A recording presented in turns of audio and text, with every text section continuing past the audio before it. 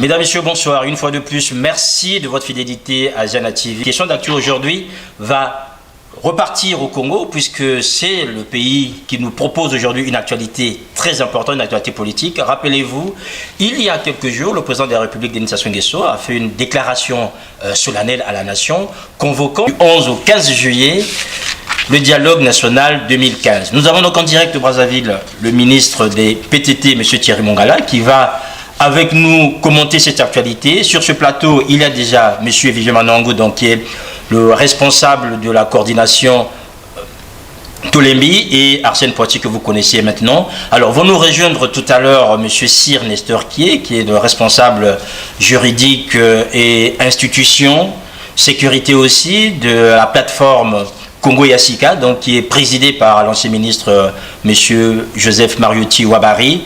Et il y aura aussi maître Jean-René Mavungu du barreau de Perpignan, qui vous avez déjà vu sur ce plateau, qui lui a des positions assez nettes par rapport au dialogue et surtout à ce changement de la Constitution. Pardon, voilà. Donc ils seront là tout à l'heure. En attendant, alors Monsieur le ministre, vous êtes en direct sur Ziana TV. Merci déjà d'avoir répondu à notre invitation. Aujourd'hui, vous êtes dans ce gouvernement. Le président de la République a lancé en fait cet appel solennel pour ce dialogue. Est-ce que vous pouvez nous dire concrètement que veut le président de la République en appelant le Congolais, après ces 10 jours de consultation, à ce dialogue 2015? D'abord, je voudrais, M. Makosso, vous remercier d'organiser ce type d'émission. Il faut toujours échanger et je crois que c'est même le principe de base de la démocratie. Je voudrais saluer nos interlocuteurs que malheureusement je ne vois pas sur le plateau puisque je suis au téléphone. Donc M. Poitier et M. Mamango, et leur dire que j'espère que nous échangerons avec le maximum de clarté pour vos téléspectateurs. Alors, ce que veut le président de la République, je crois que les choses ont été claires. Il a fait une adresse à la nation, un message à la nation. Il a rappelé plusieurs choses. La première, c'est qu'il existait depuis plusieurs mois et presque une année et demie en réalité un débat qui traversait la société congolaise de part en part. Un débat qui consistait à savoir s'il était nécessaire ou pas de faire évoluer nos institutions. Et donc il a rappelé qu'il y a quelques mois, ce débat commençait à susciter des tensions ou en tout cas un certain nombre d'appréhensions dans le peuple congolais. Et il y a quelques semaines, vous vous en rappelez, convoqué l'ensemble des forces vives du pays à le rencontrer sans protocole et à échanger avec ces forces, qu'elles soient politiques, qu'elles soient sociales ou qu'elles soient tout simplement des forces vives de notre pays. Il a échangé, il a écouté, il a conclu au terme de ces concertations à la nécessité de s'adresser d'abord à la nation pour lui faire part de ses conclusions, que je qualifierais de conclusions d'étape, et ensuite il a tracé, pendant le discours dont vous parlez, une feuille de route qui est la quintessence de ce qui ressort de ces concertations. Il y a 2 points essentiels. L'ensemble des acteurs, ou du moins 3, un point de procédure et 2 points sur le fond. En termes de procédure, tous les Congolais, parce que depuis des années, nous avons dans notre inconscient collectif et dans notre pratique politique l'habitude de ces grands forums, de ces dialogues depuis la conférence nationale, le forum de 98, le dialogue de 2001 et les différents dialogues ponctuels d'il y a quelques années, Brazzaville et Vaud-Olivier. Nous avons cette habitude dans notre culture politique d'échanger dans le cadre de ces forums, dans le cadre de ces... Voilà, mesdames, messieurs, vous êtes donc en direct sur Ziana TV. Ce sont les aléas du direct. Nous avons perdu maintenant le ministre Thierry Mongala, qui est du côté de Brazzaville au téléphone. Problème de réseau, sans doute. Oui, monsieur le ministre?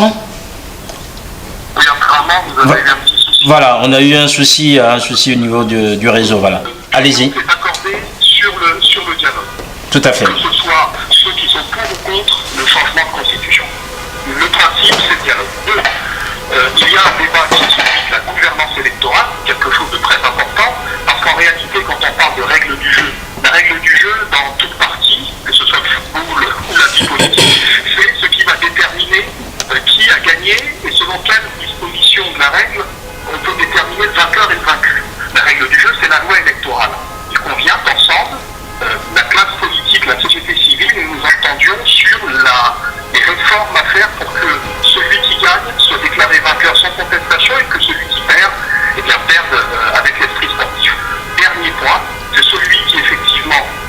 l'objet du débat de fond.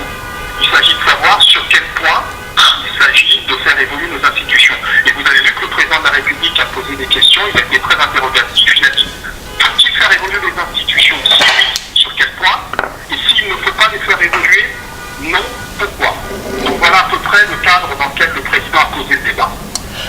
Alors ce cadre-là, aujourd'hui, vous le savez très bien, est contesté par certains, notamment l'opposition dite radicale. Le FROCAD a publié hier un communiqué qui explique qu'il n'est pas opposé en fait à ce dialogue, mais tout simplement le président a, notamment dans la commission préparatoire, en fait, il manque de la parité, c'est-à-dire que ce n'est pas une commission paritaire, ce qui fera en sorte que pour l'instant, il se réserve le droit de participer. Est-ce que vous pensez que là aussi, c'est une erreur telle qu'on les a vues par rapport aux consultations du président où le FROCAD ne s'est pas rendu?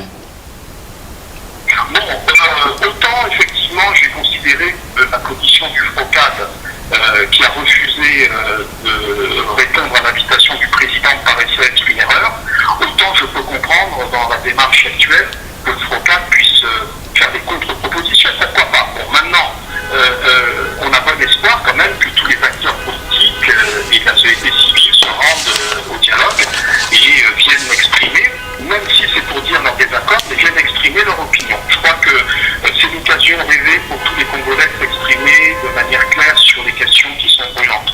Donc j'espère que le FROCAD finira par venir. Bon, maintenant, sur les raisons qui sont données, c'est-à-dire une commission préparatoire paritaire ou pas, bon, le président de la République a nommé une commission, je ne sais pas sur quel critère on peut considérer qu'elle n'est pas paritaire. Pour l'essentiel, j'ai lu les noms, je ne sais pas si vous connaissez la majorité de ces gens-là, je ne les connais pas. Pour la plupart, ce sont des gens de la société civile. Je ne sais pas de quelle appartenance politique ils relèvent. Il y a quelques acteurs connus, mais qui sont généralement des acteurs non politiques pour l'essentiel, donc je ne sais pas sur quel critère. Par contre, avez-vous lu le décret qui organise le dialogue, la structuration du dialogue? Le président a pris un décret qui est clair. Il y a un président dans le présidium, il y a un vice-président issu de l'opposition, un vice-président issu de la société civile, un vice-président issu des partis du centre et un secrétariat et des rapporteurs qui sont issus de la diversité de notre société. Donc là, on est dans le cadre préparatoire. Le dialogue lui-même a une structure propre qui va dans sa direction, dans sa gouvernance, associer toutes les parties en présence. Donc je pense qu'il faut relativiser et j'espère que nos amis de l'opposition viendront assister à ce dialogue. Voilà, je voulais juste vous annoncer l'arrivée donc de maître Jean-René Mavungu qui est là maintenant, qui vous a écouté notamment sur cette partie. Alors c'est Vivian Manangou qui voudrait vous interpeller, monsieur le ministre. Je vous en prie. Bonjour monsieur le ministre. Bonjour. Et merci encore une fois d'être avec nous cet après-midi, malgré, j'imagine, votre calendrier qui doit être saturé ces temps-ci.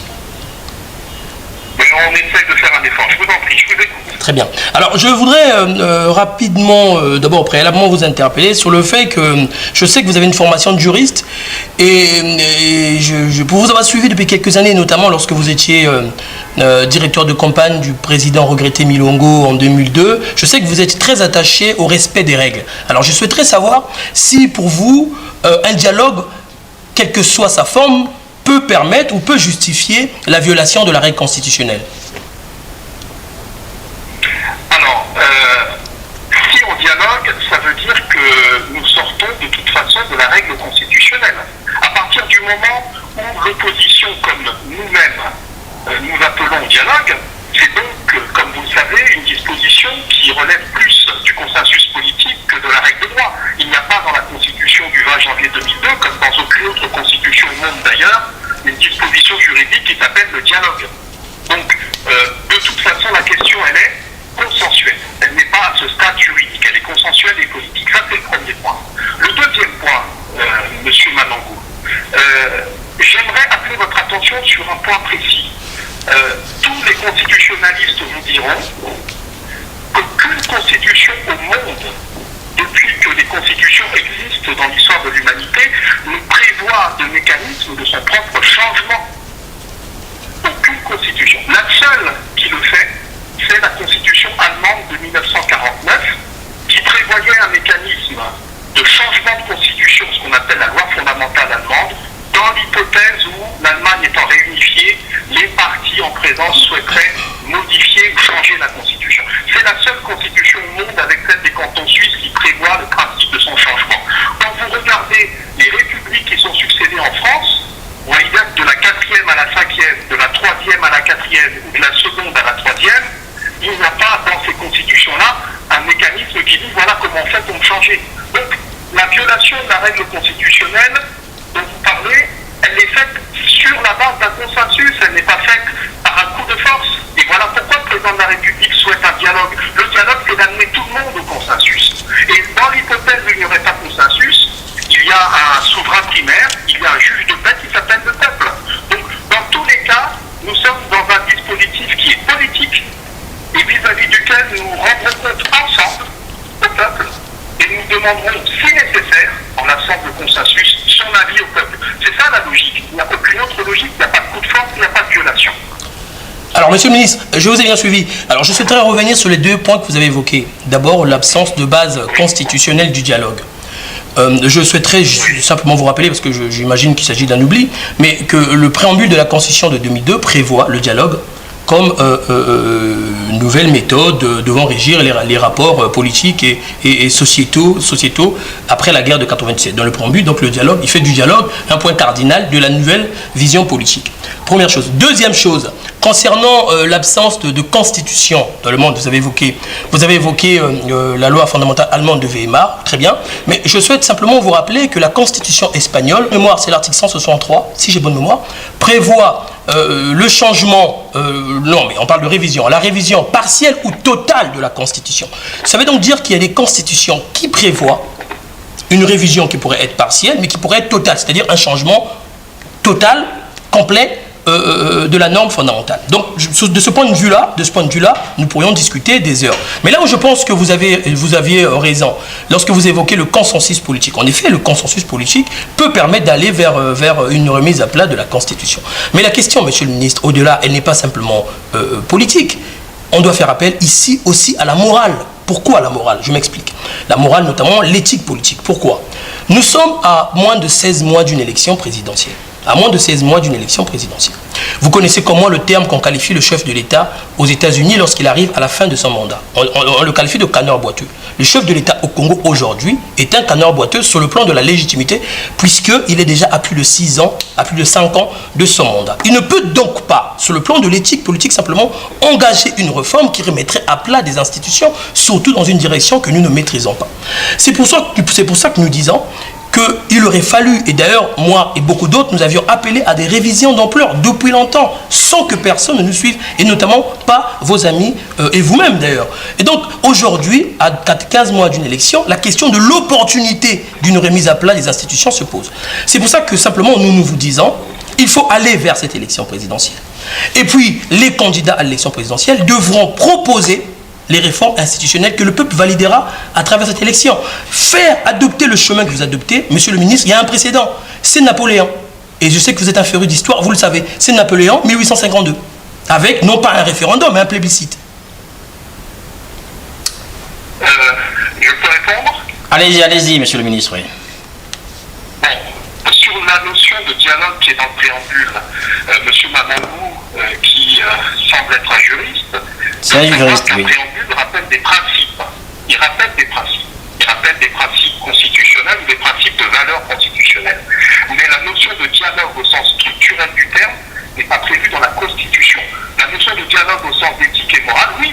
Une société qui veut être une société pacifique doit bien entendu cultiver des valeurs de dialogue, de fraternité et des valeurs de concorde nationale. Donc ça, que le préambule le rappelle, on est tous d'accord. Mais la Constitution, dans ses termes juridiques, ne prévoit pas la structuration d'un dialogue. Ça, c'est le premier point. Sur l'opportunité, la légitimité du président. Bon, il est bien de rappeler que le président sera un canard boiteux, lame duke en anglais, tout à fait, pourquoi pas. Mais je vous rappelle quand même la notion de mandat. Le mandat, il est fixé pour 7 ans et il prend fin, ce mandat-ci, le 12 août 2016, à midi ou 13h, je ne sais plus à quelle heure exactement, le président de la République a pris ses fonctions.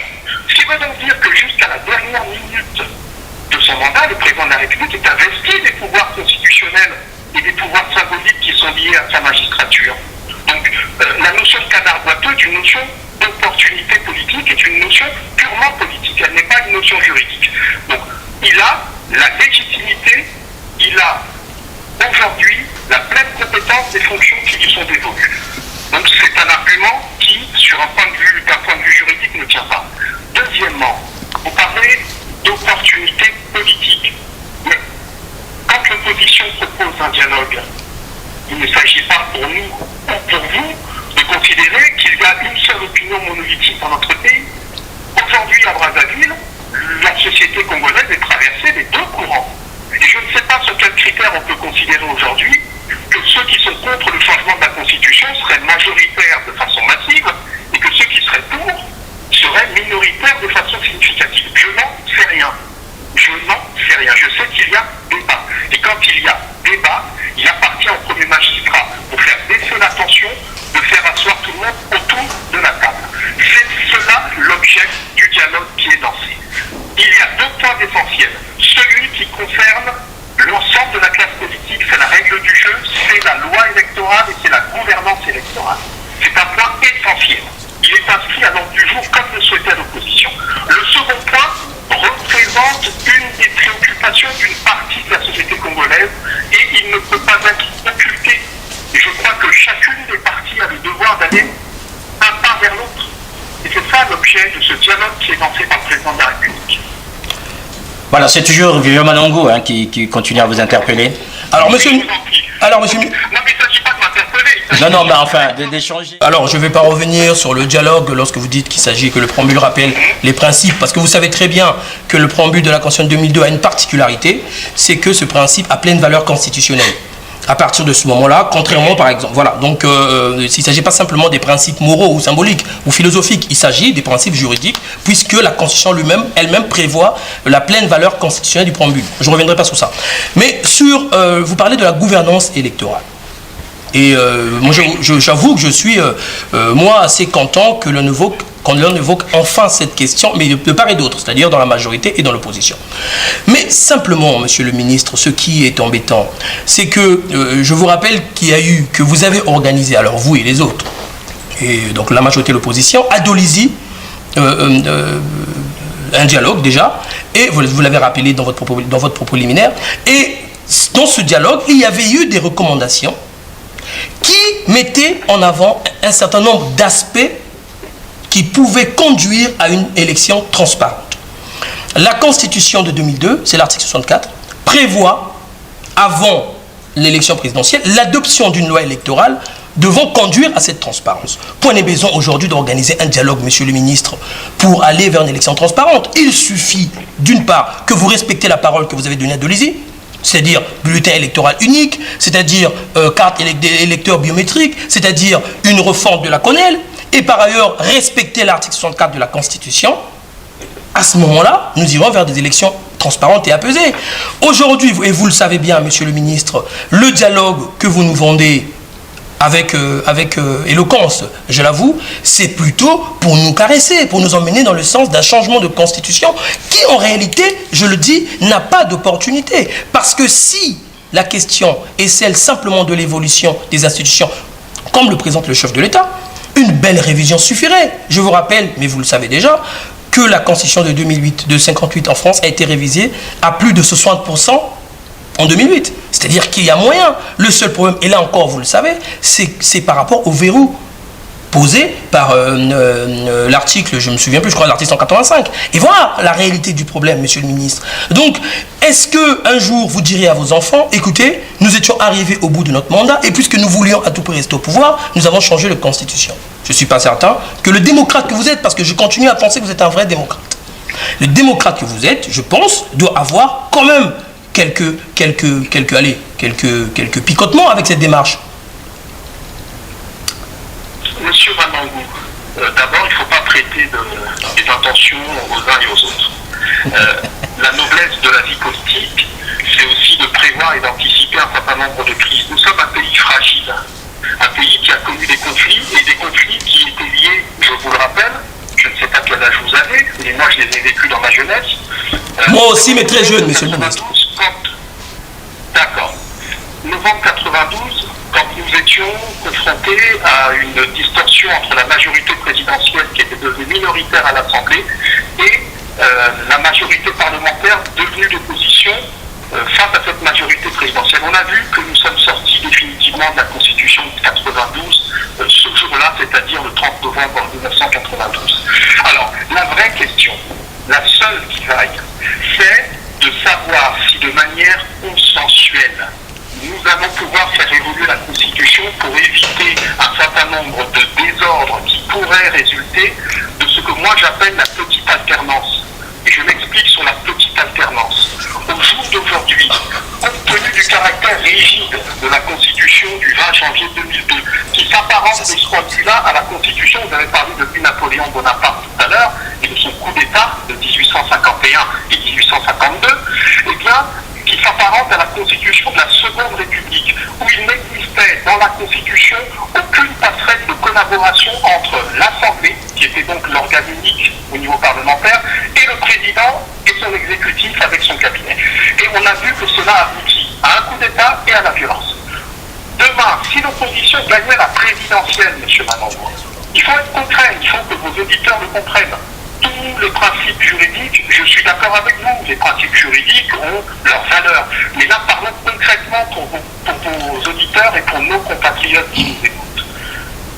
Juillet 2016, un opposant gagne. L'opposition, c'est 11 députés et une dizaine de sénateurs sur 139 et 66, respectivement dans chaque chambre. La Constitution ne prévoit pas de mécanisme dit de cohabitation, c'est-à-dire le retour de balancier vers un exécutif qui serait dirigé par un chef du gouvernement qui ne serait pas le président de la République, puisque le chef du gouvernement, c'est le président. Alors on aurait un président élu sans majorité, sans possibilité de faire passer des projets de loi s'il est confronté à une opposition résolue à empêcher le vote de ces lois, et notamment de la loi de finances. Et deuxièmement, aucune possibilité pendant une année, aucune possibilité pour le président de contourner cette réalité juridique et politique. Le risque dans la mentalité, dans la conception de la politique qui est celle du Congolais aujourd'hui, le risque c'est que nous risquerions d'avoir de la violence. Et nous voulons anticiper, et je crois que le président le fait dans cet esprit-là, nous voulons anticiper sur la suite. Ça c'est le premier point qui est une précaution, une sauvegarde. Le deuxième point, c'est que la Constitution de 2002 avait une portée qui était purement liée aux événements que nous avions connus. Il s'agissait de donner du temps à l'exécutif et de la stabilité au pays et permettre la reconstruction du pays. Constitution post-conflit. Cette constitution a des limites, parmi lesquelles, M. Manangour, j'en vois une essentielle, c'est que je suis ministre et je pèse mes mots. Aujourd'hui, hormis la responsabilité que nous avons à rendre au président de la République, nous, les membres du gouvernement qui d'ailleurs juridiquement n'existe pas dans la Constitution, vous l'avez bien vu, de la première ligne à la dernière ligne de la Constitution, il n'y a pas de mot gouvernement. Il y a le chef de l'exécutif et ses ministres. C'est écrit comme ça dans la Constitution.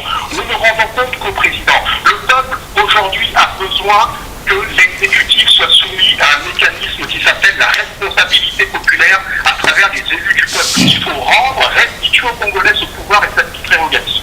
Voilà des exemples concrets, je peux en citer d'autres. Il y a donc matière, et vous savez que moi, M. Manangour, je le sais, et je sais que vous êtes quelqu'un de modéré et d'éclairé, l'opposition actuelle avait exactement les mêmes appréhensions et les mêmes préventions sur ce texte. Donc, il y a matière à trouver ensemble un accord politique, consensuel sur les éléments à faire évoluer.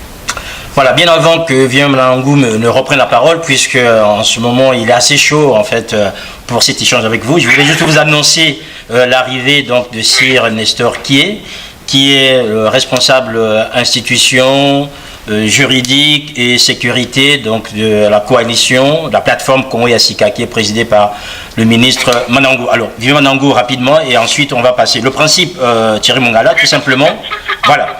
Tout à fait. En fait, le principe ici, c'est que la parole est libre. Donc, tout à l'heure, d'autres aussi prenant la parole sans pour autant vous indexer ou vous interpeller directement. Et aussi, vous pourriez réagir sur les propos des uns et des autres. Alors, Vieux Manangour, on va terminer avec vous sur cet échange rapidement. Alors, donc, rapidement, monsieur le ministre, oui, en effet, je suis quelqu'un de modéré. Et d'ailleurs, j'aurais pu, avec vous, signer une révision de la Constitution, mais non pas le changement. Donc j'ai eu l'occasion d'exprimer cette position. Alors, vous avez évoqué 3 points. Votre opinion, elle est légitime. Très bien.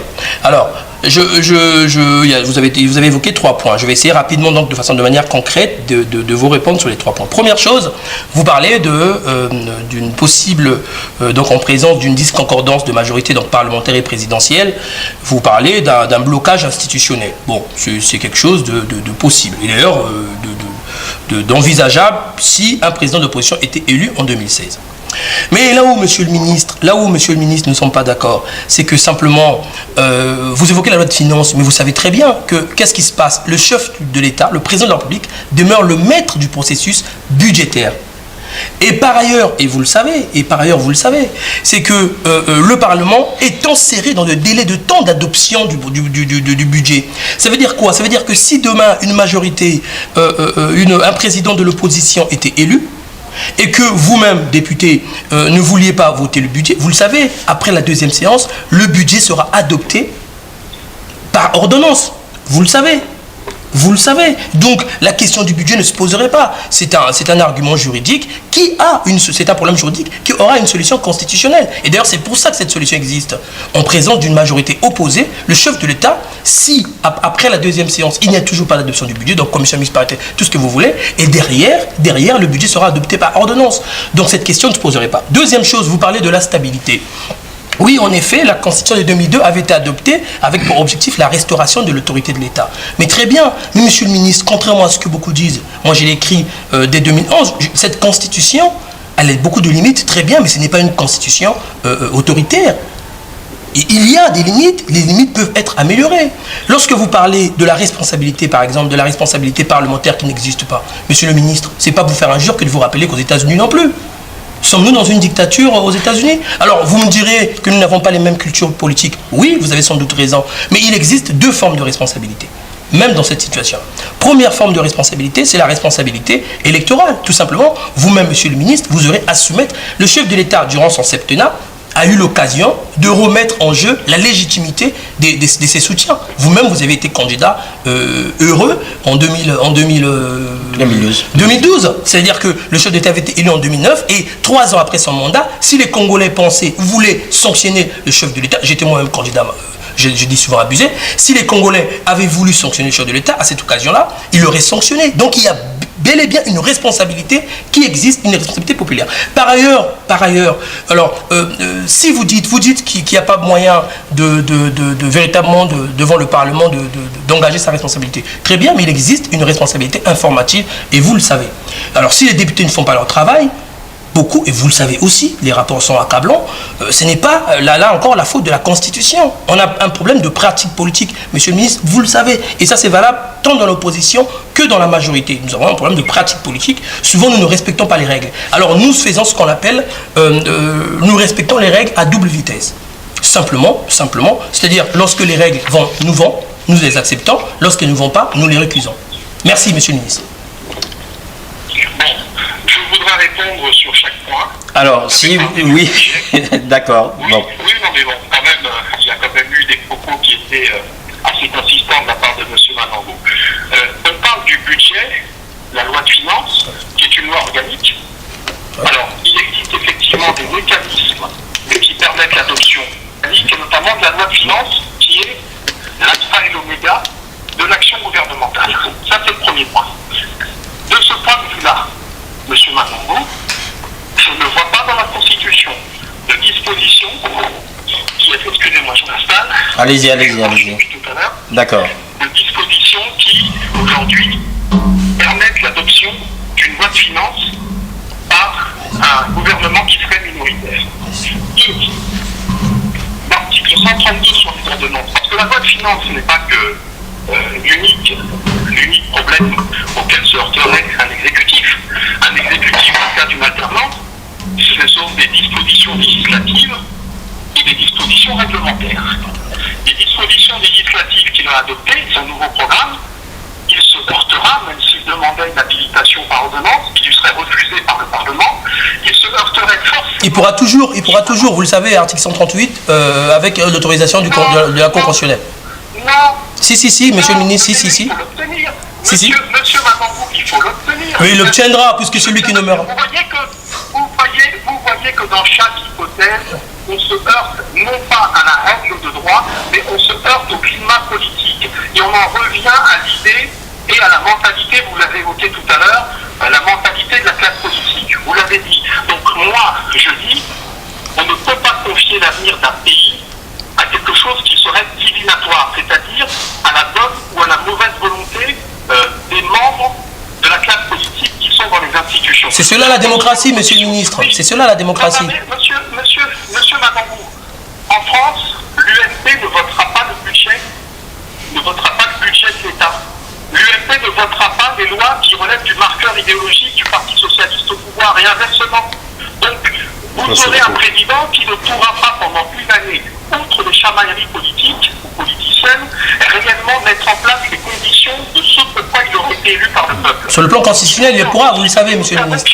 Vous le savez. Laissez-moi parler, je vous ai laissé parler. Oui, allez-y.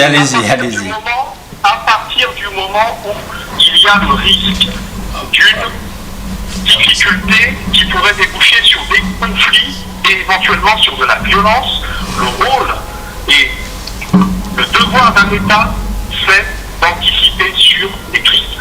Ça, c'est le premier point. Vous avez évoqué l'histoire des États-Unis qui n'ont pas de mécanisme de responsabilité. Oui, certes. Le Bénin non plus. Mais c'est une autre culture. Le Bénin non plus, monsieur le ministre. Vous savez bien que c'est une autre culture. Le Congrès aux États-Unis est la principale institution.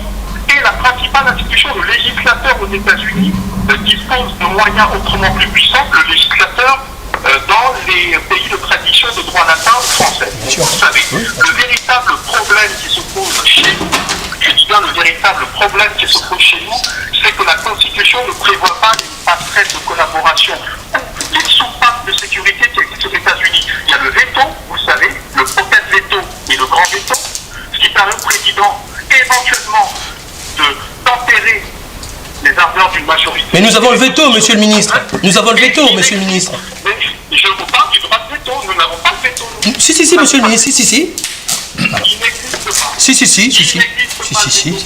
n'existe pas. Et nous avons simplement les secondes lectures qui sont proposées éventuellement par le président. Les secondes lectures, ce n'est pas un veto.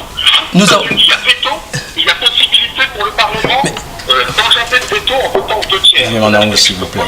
Vous savez que même le veto du président américain peut être dérogé. Vous le savez, on peut le contourner. J'ai pas le micro. Bon. Oui, voilà. Exactement. Avoir les deux tiers dans une instance fractionnée, la bipartisme. Aux États-Unis, on n'est pas là pour parler de la Constitution américaine, on est là pour parler. Voilà, on est là pour parler surtout des histoires concernant le Congo.